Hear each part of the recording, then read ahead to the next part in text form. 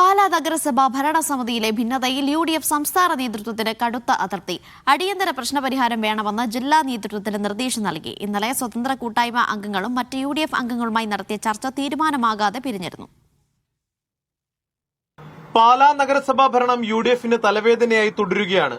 Mani C Kappan MLA, Francis George MP എന്നിവരുടെ നേതൃത്വത്തിൽ ഇന്നലെ നടന്ന ചർച്ചയിൽ സമവായമായില്ല. UDFനെ ദുർബലപ്പെടുത്തുന്ന പ്രവർത്തനം നടത്തില്ലെന്ന് സ്വതന്ത്ര കൂട്ടായ്മ വ്യക്തമാക്കി. കോൺഗ്രസ് അംഗം ബിജു മാത്യൂസ് പരസ്യമായി നഗരസഭാ ഭരണത്തിനെതിരെ പറഞ്ഞിട്ടും കോൺഗ്രസ് നേതൃത്വം നിയന്ത്രിച്ചില്ലെന്നും പരാതി ഉയർത്തി. അതേസമയം നഗരസഭയിൽ കുടുംബാധിപത്യമാണ് നടക്കുന്നതെന്ന് ബിജു മാത്യൂസ് ഉൾപ്പെടെയുള്ള കോൺഗ്രസ് കൌൺസിലർമാർ ചർച്ചയിൽ പറഞ്ഞു. ബിജുവിനെതിരെ മോഷണ പരാതി നൽകിയ ചെയർപേഴ്സണുമായി ഇനി സഹകരിക്കില്ലെന്നാണ് ബിജു ഉൾപ്പെടെയുള്ള കോൺഗ്രസ് അംഗങ്ങളുടെ നിലപാട്. സ്വതന്ത്ര കൂട്ടായ്മയ്ക്കെതിരായ പരാതിയിൽ ഒപ്പുവെക്കാതിരുന്ന സെബാസ്റ്റ്യൻ പനക്കലിനെ മാറ്റി കോൺഗ്രസ് പാർലമെന്ററി പാർട്ടി ലീഡറായി ടോണി തൈപ്പറമ്പിലിനെ തെരഞ്ഞെടുത്തു. അതേസമയം സ്വതന്ത്രരെ കൂടെ നിർത്തി ഭരണം പിടിക്കാനില്ലെന്ന് കേരള കോൺഗ്രസ് എം പ്രതികരിച്ചു. വൈസ് ചെയർമാൻ തെരഞ്ഞെടുപ്പിന് മുമ്പ് തർക്കം പരിഹരിച്ചില്ലെങ്കിൽ UDFന് ഭരണം നഷ്ടമായേക്കും. ഇതിനിടെ നഗരസഭയിൽ ഭരണപ്രതിസന്ധി എന്ന് ചൂണ്ടിക്കാട്ടി പാലായിൽ BJP മാർച്ച് നടത്തി.